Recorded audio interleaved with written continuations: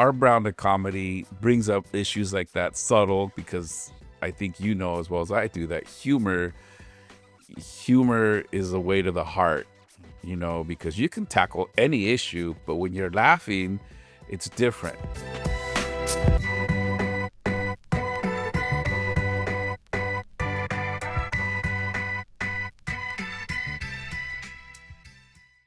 Hello, welcome to Dreaming Big, Working Hard. I am your host, David Alvarez. Thank you so much for joining us once again.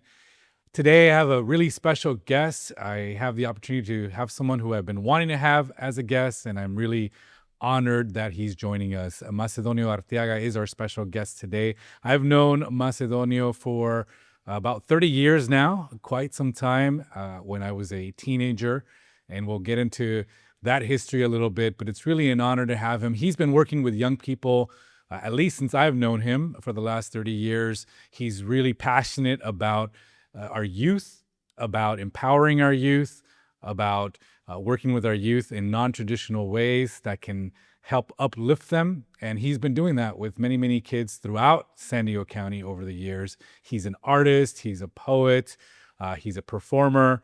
He's always a good time, and conversation I know today will be a good time as well. So it's my honor to welcome today's podcast, and thank you for joining us, Macedonio Arteaga. Thanks for being here, Mace. Thank you, David. I didn't know your voice sounded so good. I don't know what they're doing, but they're making you sound really good here. I like hope it. So. Yeah. So is this your first podcast?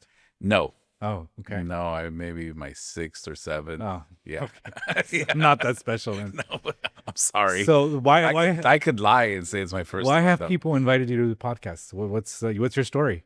I'm trying to remember. I think the last podcast I did was with the Prebis Foundation. Okay. And the reason they had invited me to that one, but I think they're all the same, right? I think, as you were saying, I don't know why I'm getting emotional right now, just thinking of being here with you because of our history and the fact that we're still alive. Right.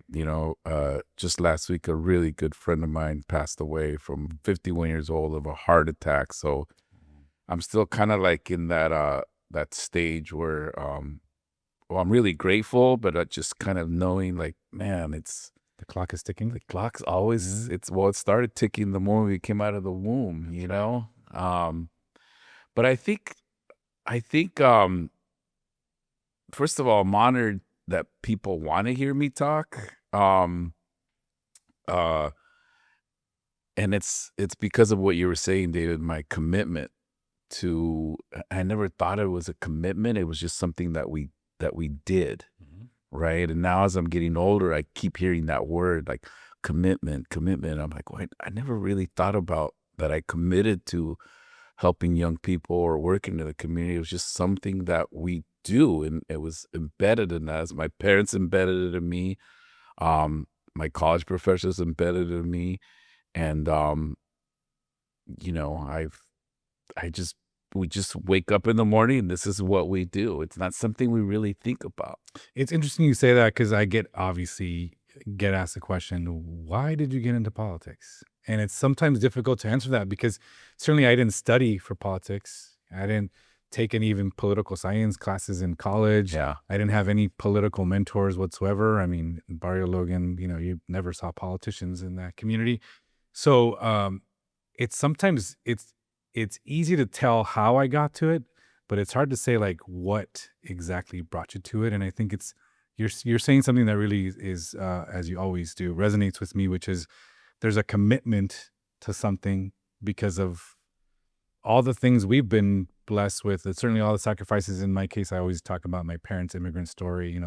They went through all that for a purpose, certainly for themselves, but mainly for their kids. And so that kind of is something I always think about. And so I have a commitment to the community, and that's why I do the work I do. But it's great that you share that because I connect with that.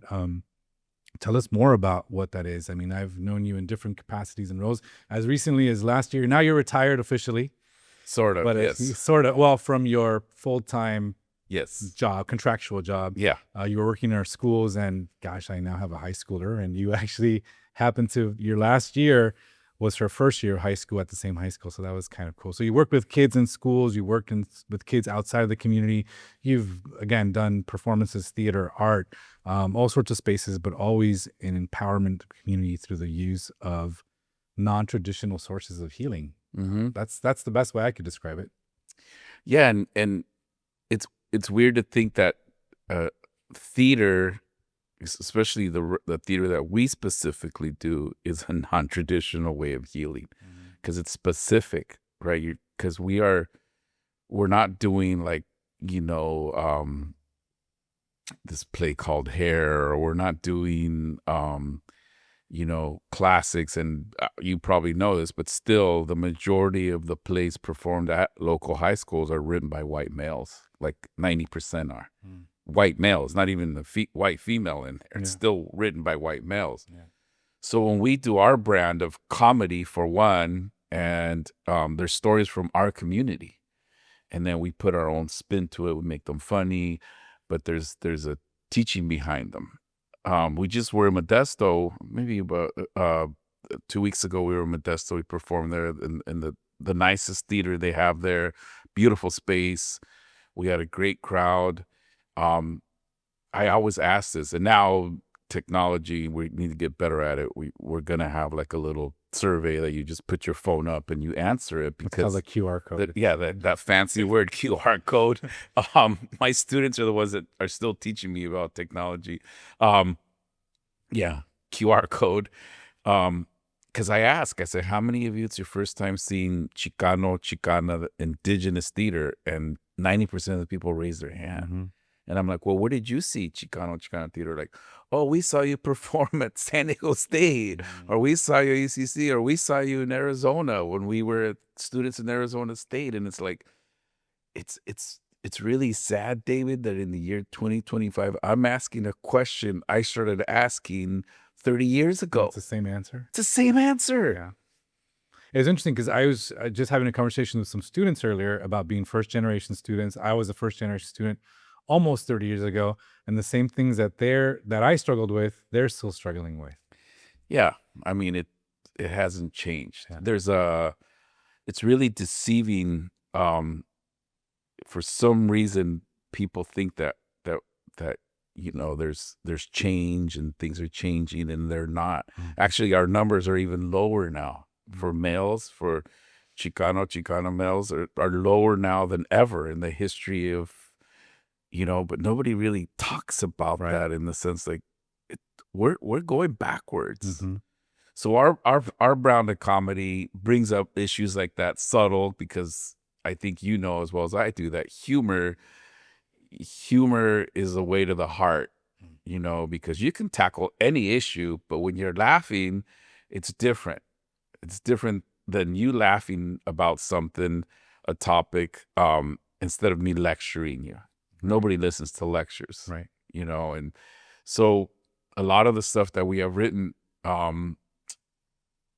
it's actually, they were workshops that we did years ago with students. We spent the whole summer, and we taught them how to write. They would come up with stuff, and then we rewrote the stuff, mm-hmm. right?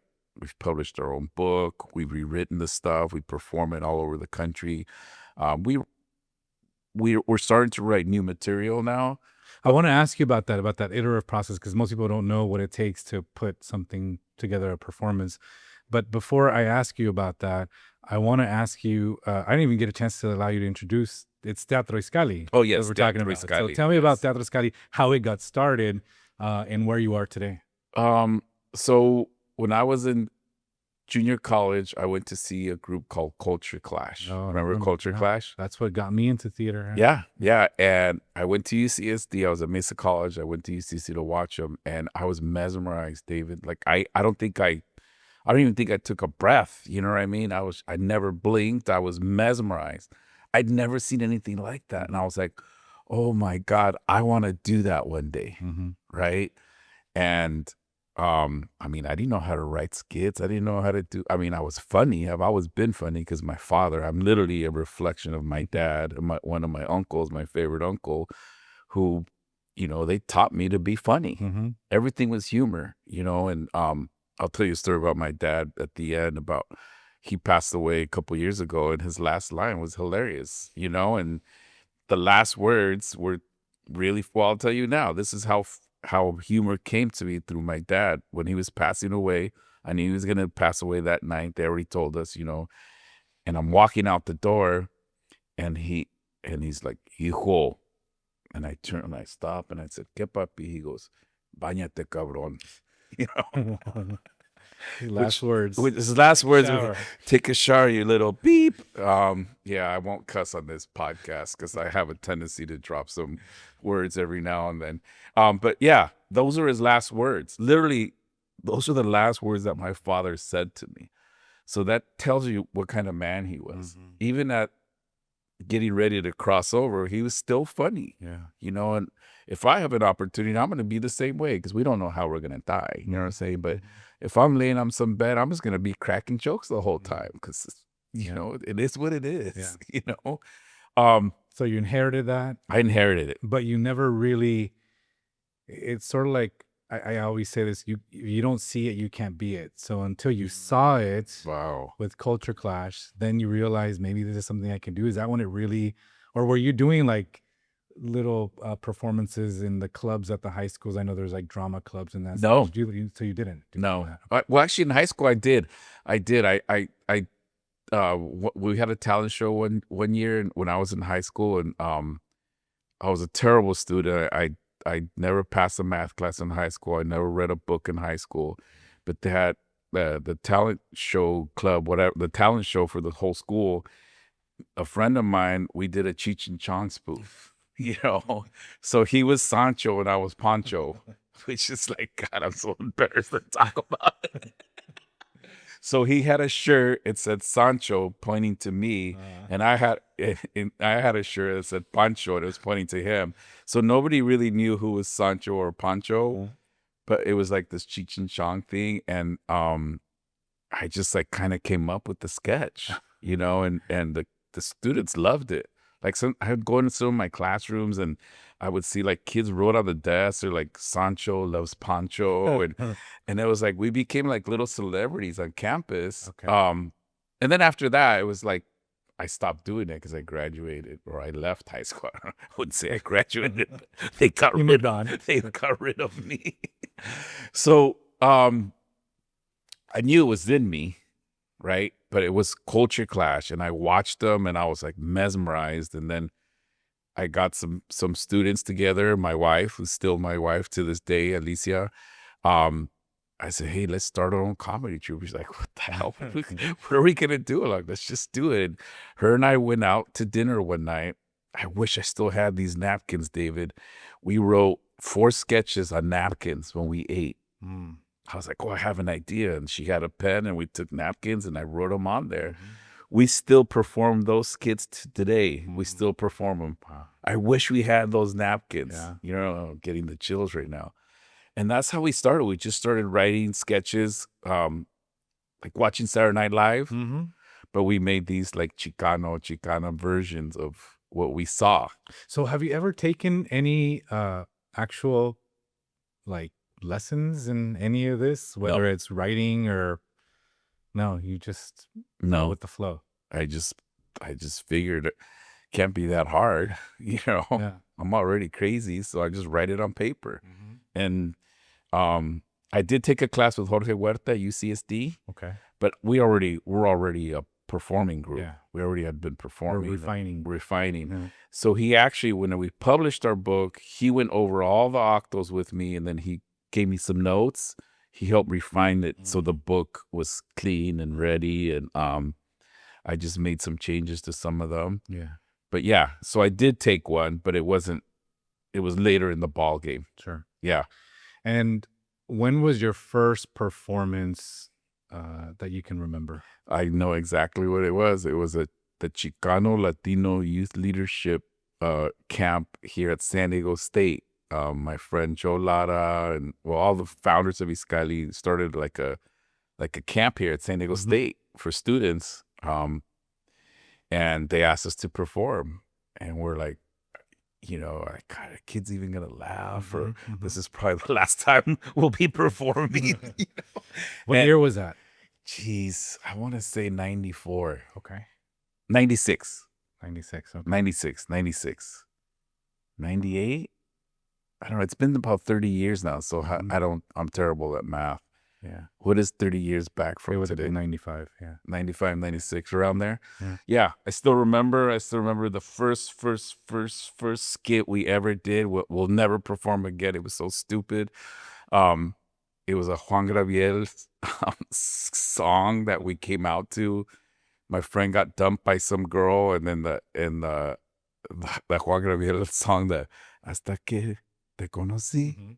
Vi la vida con dolor. And my friend starts crying. I have no idea what that skill was about. I bet you that'd be funny again. You say you won't do it again, but Juan Gabriel is back in vogue. No, we'll never do that again. I don't even understand the skit. Okay. I don't even know what happened, and my dad was there. And of course, my dad, just being supportive, laughed. I think he was just being nice. But some of those first sketches, we still do them today. We still do them. What is your goal with the performances that you do through Teatroezcalli? What's the message that you hope that gets taken away? Has that evolved over the course of time? Was it like a very, I'll just put it this way, an activist message at the beginning? Now it's more of a personal reflection message, because you've now done a lot of work in the restorative work and mental health, and that also mental health. Now people can talk about it, not the way we, back in the day we couldn't. So what has sort of changed and evolved, or what is your takeaway now that you want to leave when people come and watch your show, especially for the young people?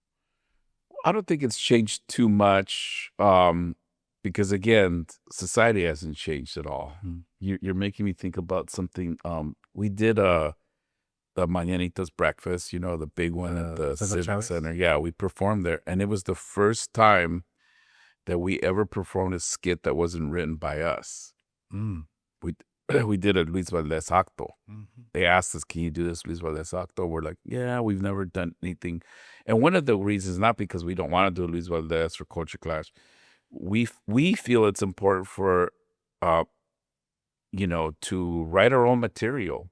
There's so many stories out there. Yeah, Luis Valdez was great. Culture Clash, there's women there's a Chicana theater group that's written some stuff, and those actos are all really important. But it's also really important that we write new material. We write stuff, and one of our things was like, we're not gonna do, Luis Valdez or Culture Clash or the Teatro Chicana stuff. We're gonna write our own stuff, right?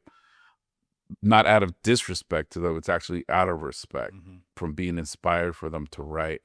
So Luis Valdez said something really interesting, because he was at the performance. We did his acto, and just so that people know, Luis Valdez, Teatro Campesino. Yes, there's a lot of history there with the movement of farm workers. And thank you for that. Yeah, I mean, he's literally the founder of what we call today, Chicanx Theater. He's the founder of it, right? And he said something. He's like, about when we performed the acto, he was like, watching Teatroezcalli perform this, I wrote this 50 years ago, and the skit is still relevant. Nothing has changed. And this is Luis Valdez talking. He did La Bamba. Those of you who have seen La Bamba, he directed that, and he's directed a couple of big Zoot Suit, the first Broadway play ever performed, written by a Mexican-American. Now there's a second one, Josefina Lopez, Real Woman Has Curves, which also is a good friend of ours. But I don't think the message has changed too much. It's still activism.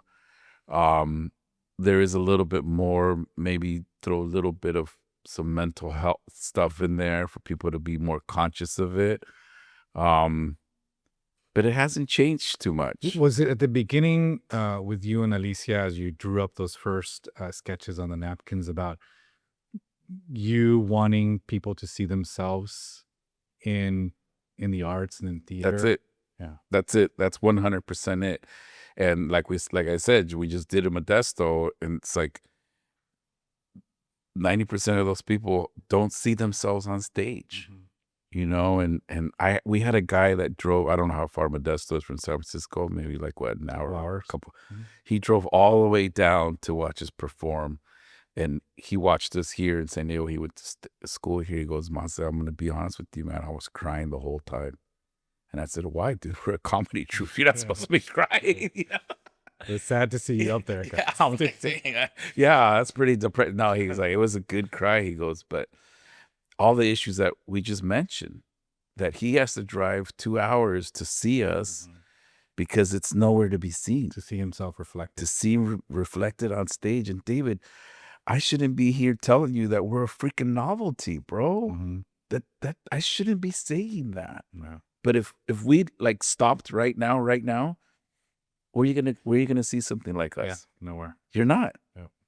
I mean, luckily for those of us that live here in the border region, if you want to see authentic, that's Mexican, but it's a different experience. It's a different experience. And Chicano experience, Latino experience for sure. I want to ask you about the process because I've never written, but you talked about either groups that you get together, workshopping, and like tell us about what it takes to write something and what is that iterative process like? I remember when you ran for the first time, we did a little show. I think we included you in we wrote some stuff about you. Remember that? Yeah. So for example, okay, this is an example. And I don't say this is a good example anymore because I don't know if it's a good example. This is just an example. And when people say, oh, it's a good example, in my head, I'm always like, is it really? You know, but anyway, sorry. I wanted to make that clear. Here is an example, Mr. Alvarez.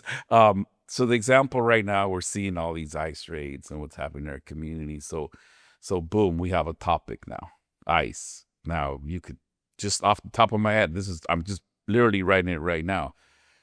ICE agents come out dancing to Vanilla Ice, Ice, Ice, baby. You know what I mean? And they're dressed in the ICE uniforms. And I'm just writing it right now as we speak, right? Yeah. It's already funny, right? And then they come out and they all start talking about, we are not, this is kind of a cool idea. Now I really do think this is a cool idea. They come out after they dance and they're like, well, we're not allowed to, according to the Constitution, we're not allowed to stereotype or what's the word I'm looking for?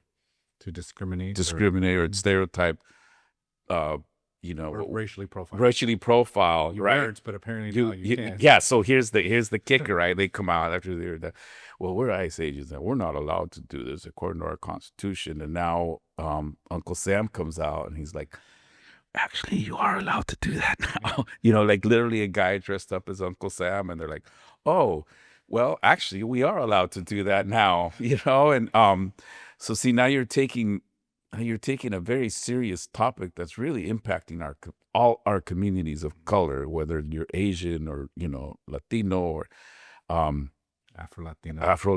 It's impacting our communities, right? And so now, as you and I are talking, and we're going to perform this, and it's live here, folks. We're writing it right here. Now we would say, well, we are allowed to discriminate.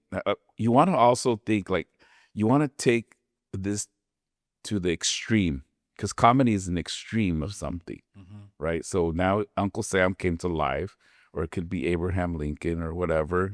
So you look for those archetypes. How do you say the word? Archetypes? Archetypes. I would not say Abraham Lincoln though, because he was more of a reformer. Okay, well, I'm just saying, dude, don't get crazy. Don't get crazy with me, dude. I'm just saying, it could be Uncle Sam. Uncle Sam would be good.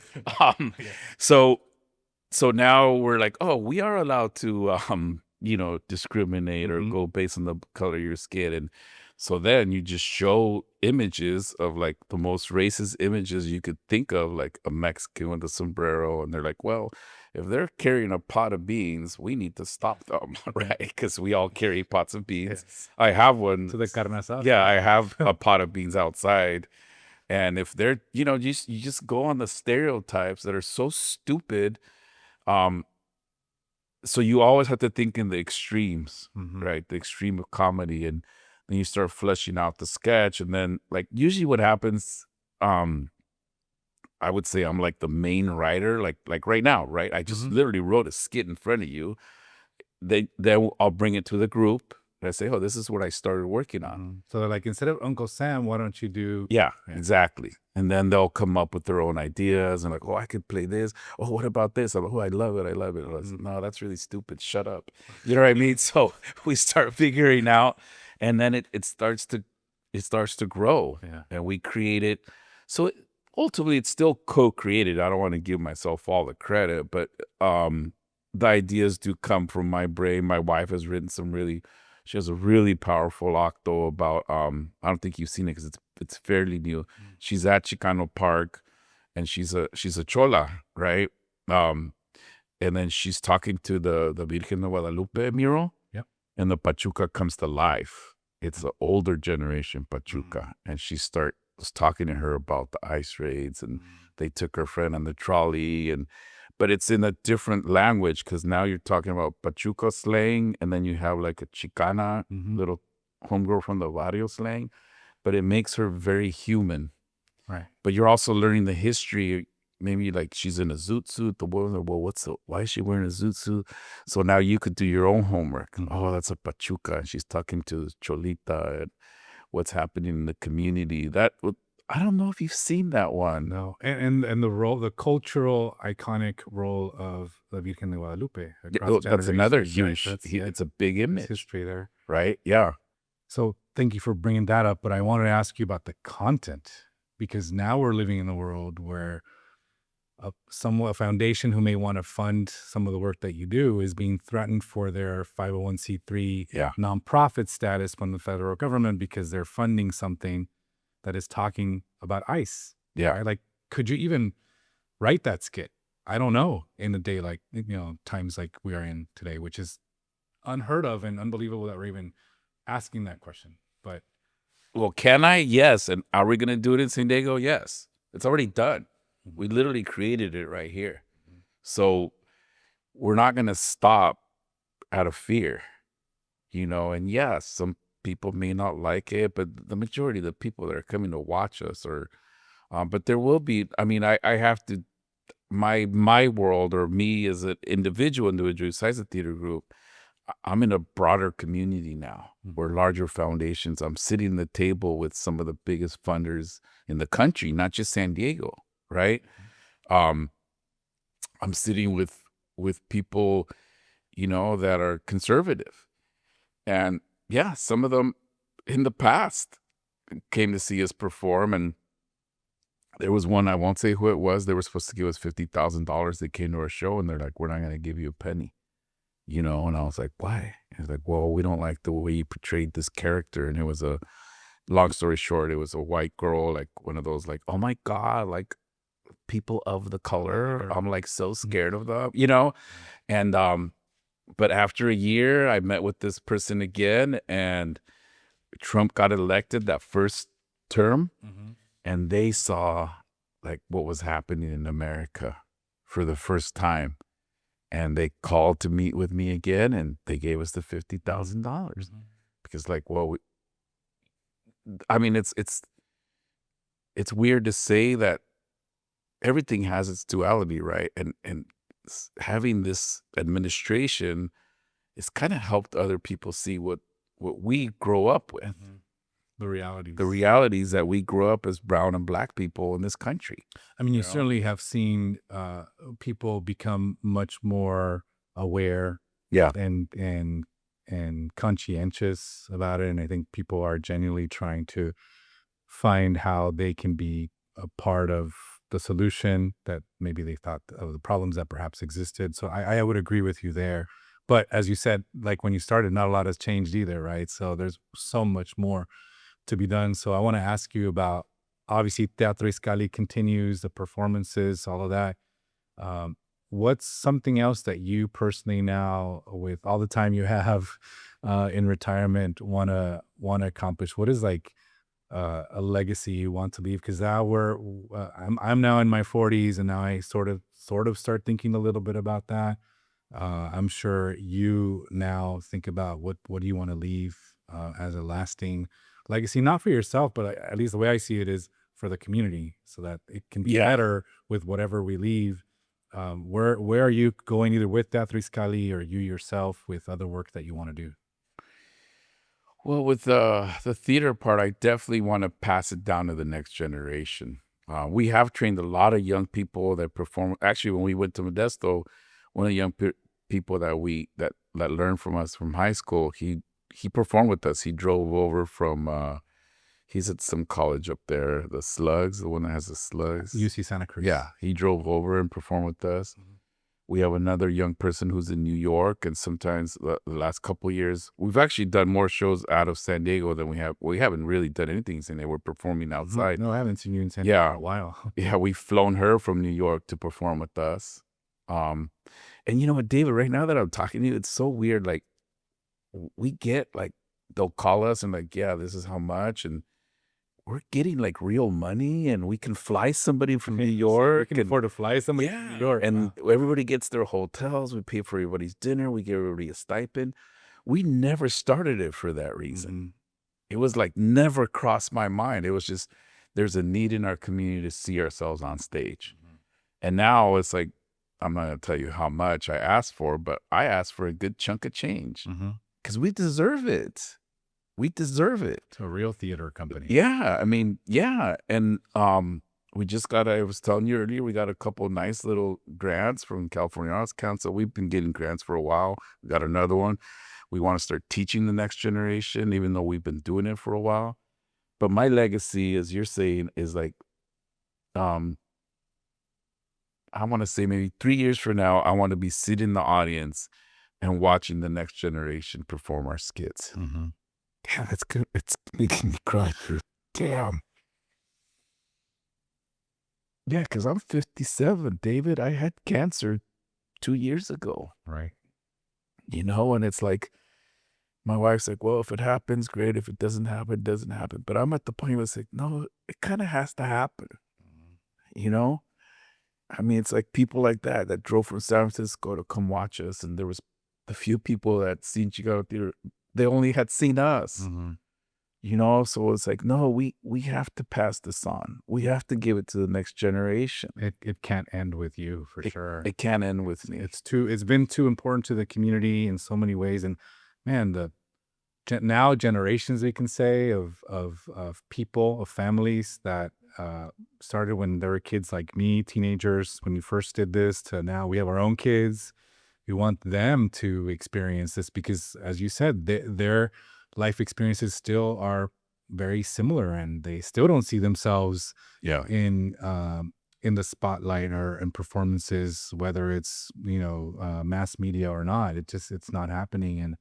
And their stories, while perhaps someone like my daughter, who now we're college educated, she won't face the same struggles, but there's still some things that are, it's not an even playing field just yet, whether you're a woman or whether you're a person of color. Yeah. So there's work to be done. And so we do need your commitment and what you've built to be here for a while. So I'm glad you're thinking about that, because oftentimes there's a lot of leaders who don't think about what comes next, and we have seen plenty of those examples as well. So, do you want to at all mention something before we wrap up on anything on the rites of passage that we didn't even talk about any of the Círculo stuff at all? Yeah. Which I think that's certainly I didn't mention, but when my very first job at the age of 15 was with Círculo de Hombres, with the male involvement program. With the work you were doing, that's how we met originally. And then my first job out of college doing social work case management was with the male involvement program, and we did Círculo with men in National City. So I've been around it now for a long, long time. And that's important work as well. It's can you talk just a little bit about that? Just real briefly. So it's what I would consider rites of passage work, trying to create healthy rites of passages for young men, even older men, because the older men never went through a healthy rites of passage. So we've created a healthy one with the help of Jerry Teo and the National Compadres Network. We collaborate with the reservations here on the Manzanita Reservation. One of our elders there, Uncle Nick, he really has helped us so much to have a space where men, now it's families, but mainly men, the rites of passage work, to have a place. And for so many men, it's the first time that they actually just talk about their feelings. It's the They first talk about of themselves. themselves. Yeah. And we just had a meeting last night. We meet once a month at the Centro Cultural de la Raza, and everybody's welcome. Or is it male identifying men? Is that the right language? I got to get the lingo down because I never know. My wife says I don't know anything about gender and sexuality. I should never talk about it. So anyway, it's another subject. So we meet once a month, and yesterday, we had, this is on a Thursday night from 7 to like 9:30. We had about 60 men. The circle has grown on its own now. I don't do anything to recruit guys. Yeah. Well, and the last time I went, it was before COVID, and then obviously COVID through all of our lives. Yeah. And there were about 60, and it's from like 18-year-olds to, like you said, people in their 50s and 60s. Yeah. Because we all come with different experiences. And so in our indigenous way, our native way of seeing the world, we always think of 7 generations. We don't think of like 1 generation. We think of 7. And I could tell you, if something were to happen to me and I moved on to the spirit world, that work's going to continue. So there's so many men that have already grown up in it. They understand it. That's already being passed on.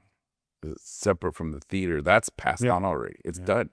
And it's beautiful work. And it's hard to explain it to people sometimes because they think, it's men. So what are men doing? It's like, no, we're not talking about women. We're not drinking. No one brings alcohol there. It's a complete opposite. And, it's not toxic masculinity and, all the fancy lingo. It's the complete opposite.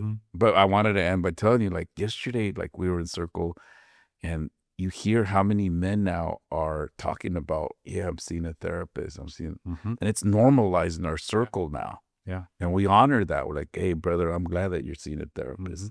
It's good. It's healthy. But 15 years ago, nobody talked about a therapist. I see a therapist, you know what I mean? And I'm not ashamed of it. We're all messed up. Yeah. Well, 15 years ago, not only were you not talking about, but people were not seeing, men particularly were not seeing therapists, right? They thought that was a sign of weakness. And I mean, that's what Círculo is all about, right? Thank you so much for sharing that, for sharing about Teatroezcalli. Where can people find out more about Teatroezcalli? When is the next performance that you think you may be having?